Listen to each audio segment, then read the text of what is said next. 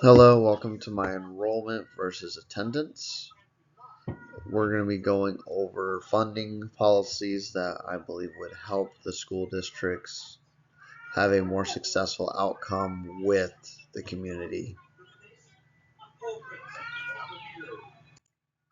Alright, in this graph, we can see the attendance versus the enrollment. Funding based on enrollment plus student and community needs.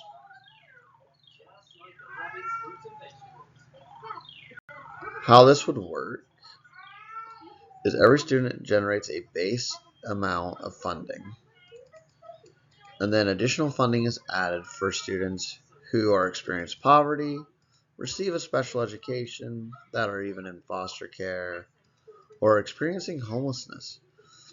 This could also mean students attending schools in communities with a high mobility or instability.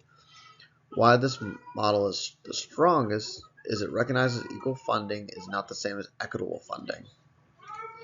It directs resources to the schools that need them the most. It helps break cycles of underfunding in marginalized communities.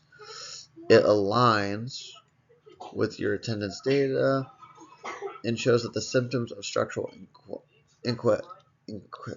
inequalities, not structural failure. The graph clearly shows that attendance percentages across the schools often reflect a community stability issue, transportation access, economic conditions, house mobility, even healthcare access, and family work schedules. If funding is based on attendance with schools, the schools with the lowest attendance, which are already facing the greatest barriers, would lose even more resources, which would deepen inequalities rather than solve them.